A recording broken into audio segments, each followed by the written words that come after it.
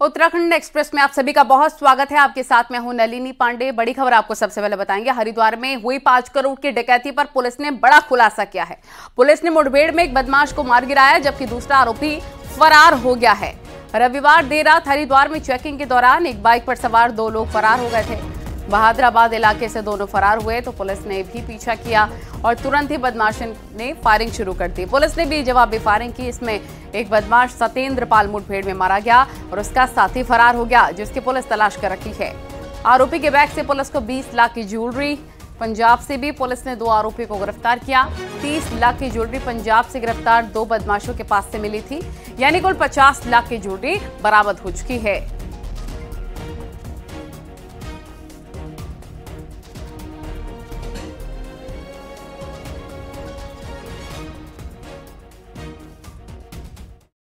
पहले भी हमने इस बात को कहा था कि कोई ये ना समझे, बदमाशों के लिए, उनके आकाओं के लिए हमारी पुलिस बिल्कुल काल पुलिस है और बिल्कुल कहीं तक हमें जाना पड़े, हम ऐसे गैंग्स का पीछा कहीं भी नहीं छोड़ेंगे। और बिल्कुल अगर कोई सोचता है कि बंदूक के दम पे यहां आके लूटपाट कर सकता है तो बंदूक का जवाब हम गोली से देंगे। पुलिस ने वो पीछा किया, काफी दूर जाने के बाद उनकी बाइक रपट गई तो उसके उतर के वो लोग भागने लगे। पुलिस भी पहुंच चुकी थी। पुलिस ने जंगल में पीछा किया तो वहां से फायर हुआ, तो पुलिस ने भी अपने बचाव में फायर किया तो एक बदमाश उसमें से घायल हो गया। घायल बदमाश को जब हॉस्पिटल पहुंचा गया तो ब्रॉड डेड घोषित कर दिया गया। पिस्टल के दम पे फायर करते हुए, भयभीत करते हुए इन्होंने ये घटना को अंजाम दिया और देखते ही देखते 2 जने के बाद 3 हुए, फिर 5 हुए और इस तरह से उन्होंने पूरे शोरूम में डकैती डाली और फरार हो गए। लगभग 5 के आसपास का है भैया ये। और मतलब कार्रवाई पुलिस प्रशासन अपने से कर रही है और अंजाम भी दिया है, लेकिन मेरे तो यही इंतजार, मुझे आश्वासन दिया गया है कि आपके माल की 100% की हम रिकवरी करके देंगे। और खबर ऋषिकेश से, यहां पर आवास विकास कॉलोनी बैराज रोड का एक वीडियो वायरल हो रहा है और वीडियो में कुछ लोग आपस में झगड़ रहे हैं और एक लड़की को बुरी तरीके से पीटा जा रहा है। बताया जा रहा है कि हरियाणा के कुछ लड़कों ने आवास विकास में रहने वाले 2 भाइयों को बुरी तरीके से पीटा है। लाठी डंडे लात घूंसों से पिटाई की। हालांकि मारपीट किस बात पर हुई ये भी पता नहीं चल पाया, लेकिन पुलिस ने मामले को संज्ञान में लेकर कार्रवाई की बात की है। न्यूज 18 हालांकि स्वतंत्र तौर पर इसकी पुष्टि नहीं करता है।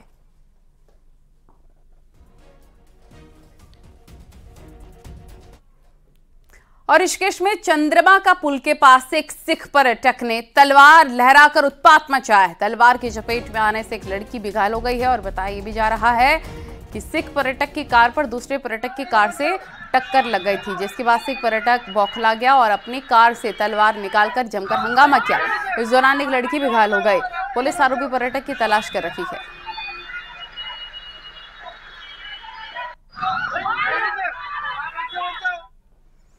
विकासनगर में हार्डवेयर की एक दुकान में भीषण आग लग गई। आग लगने से दुकान में रखा लाखों का सामान जलकर राख हो गया। आग की खबर लगते ही मौके पर पुलिस और फायर ब्रिगेड की टीम पहुंची। कई घंटों की मशक्कत के बाद आग पर काबू पा लिया गया है। इस दौरान गोदाम में रखा लाखों का माल जलकर खाक हो गया।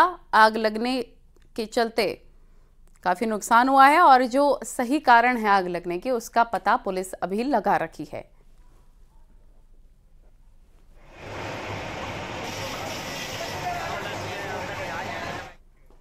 रुद्रप्रयाग में नगरपालिका की दुकान पर कब्जा करने का आरोप लगा है और यूपी नजीबाबाद के शख्स पर एक स्थानीय की दुकान पर कब्जे का आरोप लगा है। वहीं जब हिंदू संगठन से जुड़े लोगों को इसका पता चला तो दुकानदार से बात की गई है। इस दौरान हिंदू संगठन से जुड़े लोगों ने दुकान पर कब्जे के आरोप को 1 हफ्ते में दुकान खाली करने की चेतावनी दी है।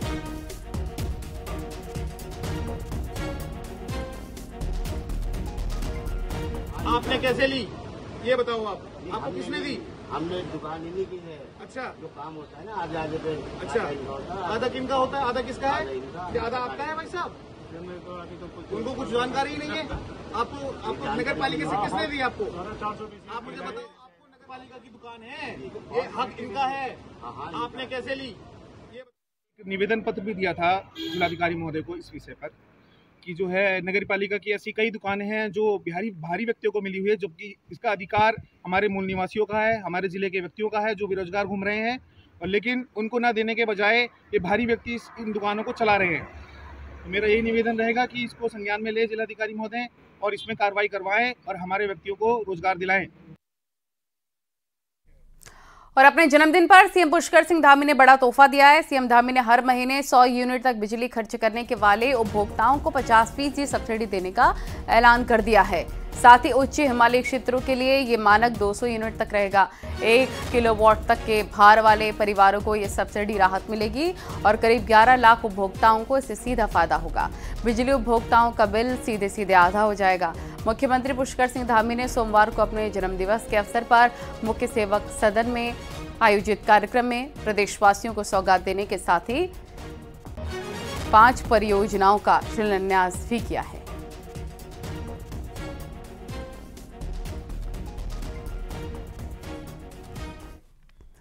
और सीएम पुष्कर सिंह धामी का जन्मदिन सोमवार को युवा संकल्प दिवस के रूप में पूरे उत्साह और धूमधाम से मनाया गया। अपने जन्मदिन के मौके पर सीएम धामी ने देहरादून के NIVH पहुंचे हैं, जहां सीएम ने दिव्यांग बच्चों से मुलाकात की। मुख्यमंत्री ने बच्चों के साथ केक काटकर अपना जन्मदिन मनाया है। इस दौरान दिव्यांग बच्चों ने सीएम के लिए गाना भी गाया। सीएम धामी की पत्नी गीता धामी भी मौजूद रहीं।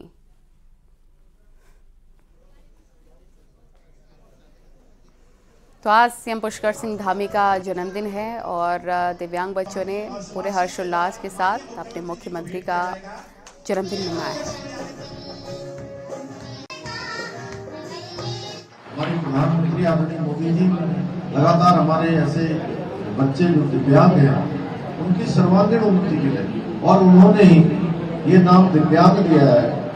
और दिव्यांग बच्चे दिव्यांग आज हर क्षेत्र में आज अनेक स्थानों पर नेतृत्व कर रहे हैं। दुनिया के अंदर भारत का तिरंगा शान से फहरा रहे हैं और हम सबको भी गर्व होता है कि जब ये बच्चे अपनी इच्छा शक्ति से, अपनी संकल्प शक्ति से, अपने परिश्रम से आज हर क्षेत्र में जहां सफलता को प्राप्त करते हैं, तो मैं समझता हूं कि जहां उनके गुरुजनों को, उनके माता पिता को तो बहुत खुशी होती होगी, लेकिन देशवासियों को भी बहुत खुशी होगी। और अपने जन्मदिन पर सीएम धामी ने देहरादून के टपकेश्वर मंदिर पहुंचकर दर्शन पूजन किए हैं, शिव की पूजा और महादेव का आशीर्वाद लिया है। वहीं सीएम ने साधु संतों से भी मुलाकात की। इस दौरान सीएम धामी की पत्नी गीता धामी भी मौजूद रही। ये 3 तस्वीरें आप देख रहे हैं।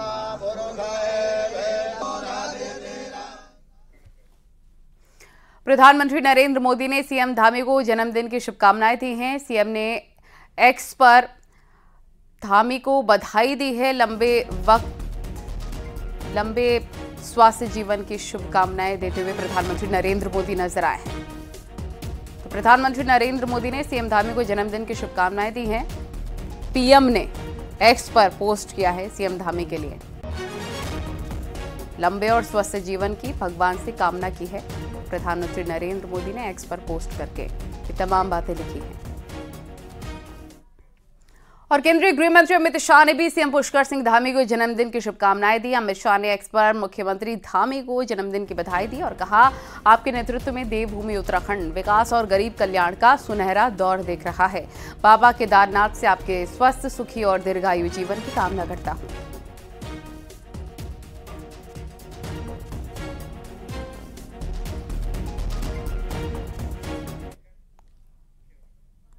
उत्तर प्रदेश के सीएम योगी आदित्यनाथ ने भी सीएम धामी को जन्मदिन की शुभकामनाएं दी हैं। सीएम योगी ने एक्स पर लिखा, सीएम पुष्कर सिंह धामी को बधाई।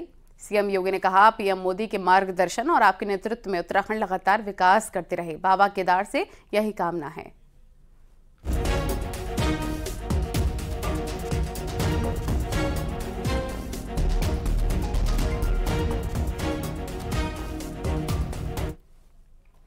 और पौड़ी गढ़वाल से बीजेपी सांसद अनिल बलूनी ने सीएम धामी को जन्मदिन की शुभकामनाएं दी हैं। बलूनी ने एक्स पर लिखा, उत्तराखंड के लोकप्रिय एवं ऊर्जावान मुख्यमंत्री पुष्कर सिंह धामी को जन्मदिन की शुभकामनाएं। अनिल बलूनी ने कहा, बाबा केदारनाथ से आपके स्वास्थ्य जीवन, लंबी आयु की मंगल कामना करता हूं।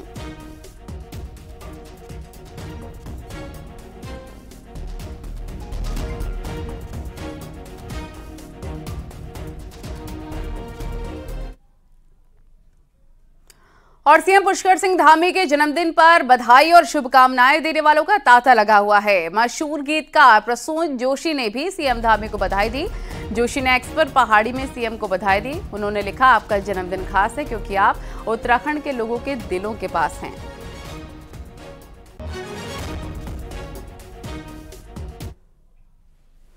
तो सीएम धामी के जन्मदिन पर विश्व प्रसिद्ध केदारनाथ धाम में खास पूजा अर्चना की गई। भगवान भोलेनाथ का जलाभिषेक और रुद्राभिषेक किया गया और सीएम धामी के लंबे जीवन की कामना की गई। वहीं केदारनाथ मंदिर के मुख्य पुजारी ने भी शुभकामनाएं दी। इस मौके पर बीजेपी के स्थानीय नेता और कार्यकर्ताओं के साथ ही मंदिर समिति के कर्मचारी भी मौजूद रहे और सभी को मिठाइयां भी बांटी गई हैं।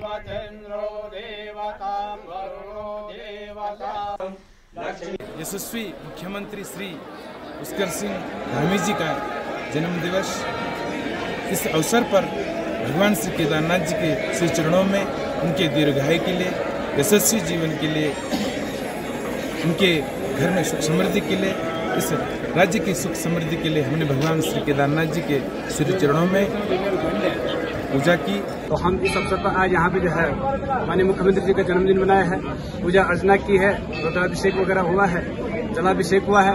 मैं माननीय पुष्कर सिंह धामी मुख्यमंत्री जी को जन्मदिन की ढेर सारी शुभकामनाएं देता हूँ। और बद्रीनाथ में भी सीएम धामी के जन्मदिन पर खास पूजा अर्चना की गई है। यहां पर डिमरी पंचायत की तरफ से पूजा अर्चना की गई। विशेष पूजा में मंदिर समिति के उपाध्यक्ष, धर्माधिकारी शामिल हुए और मुख्यमंत्री के उज्जवल भविष्य की कामना की।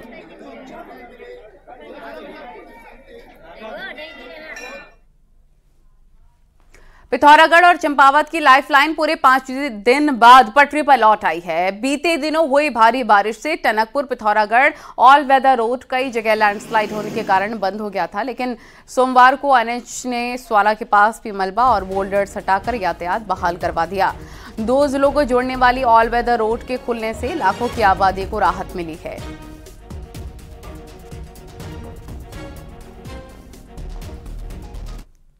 और उत्तरकाशी में इस बार भी बारिश में गंगोत्री और यमुनोत्री हाईवे को बड़ा नुकसान पहुंचा है। कई जगह लैंडस्लाइड जोन एक्टिव हो गए हैं तो कई जगह हाईवे भी गड्ढों में तब्दील हो गए हैं। गंगोत्री हाईवे पर बंदरकोट, बिशनपुर, नेताला के पास लैंडस्लाइड जोन बन गए हैं, जिससे यात्रियों और स्थानीय लोगों की मुसीबतें बढ़ गई हैं। यही हाल यमुनोत्री हाईवे पर धरासू की जानकी चट्टी तक बने हैं। स्थानीय लोगों ने गंगोत्री हाईवे के जिला मुख्यालय से गंगोत्री तक 100 किलोमीटर हिस्से में चौड़ीकरण की मांग की है। साथ ही यमुनोत्री हाईवे पर पालीगाड़ से जानकी चट्टी तक 25 किलोमीटर हिस्से की चौड़ीकरण की मांग की है। जो हमारे उत्तरकाशी से गंगोत्री तक अगर हमारी ऑल वेदर रोड जल्दी से जल्दी जो अगर बनेगी, ताकि हमारे जो आने वाले जो श्रद्धालु हैं उनके लिए भी सुविधा होगी। जिस स्थानों पे भूस्खलन के क्षेत्र प्रभावित क्षेत्र बने हैं, जैसे कि बंदरकोट और अन्य क्षेत्रों में भी वहाँ पे मशीनें तैनात की गई हैं और बंदरकोट में स्लो कटिंग का कार्य इसी हफ्ते से शुरू हो जाएगा। और बंदरकोट के नीचे कुछ प्रभावित परिवार हैं, 3-4 प्रभावित परिवार, उनको भी चिन्हीकरण करके उनको सुरक्षित स्थानों पर हमने शिफ्ट करने की कार्रवाई की जा रही है। चमोली में भले ही बारिश बंद हो चुकी हो, लेकिन मुसीबत अभी भी कम नहीं हुई है। नंदानगर घाट क्षेत्र के कई ग्रामीण इलाकों में अभी सड़कें बंद हैं, जिसकी वजह से लोगों को दिक्कतों का सामना करना पड़ रहा है। सितोल मार्ग भी बंद है और सड़क भी गड्ढे में तब्दील हो गई है, जिससे यहां कभी भी सड़क का बड़ा हिस्सा टूट सकता है।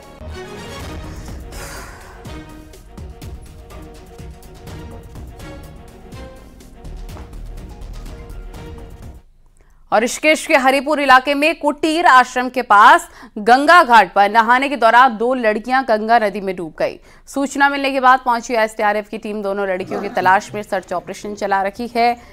बताया जा रहा है कि 3 भाई बहन गंगा घाट पर नहा रहे थे, तभी तीनों डूबने लगे, जिसमें से भाई को पुलिस ने बचा लिया, जबकि दोनों लड़कियां साक्षी और वैष्णवी गंगा में बह गईं।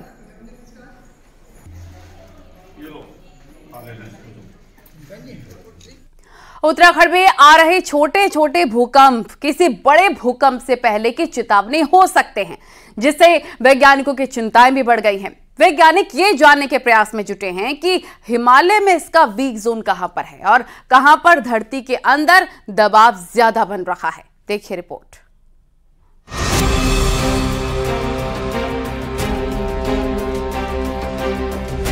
भूकंप के लिहाज से उत्तराखंड बेहद संवेदनशील माना जाता है।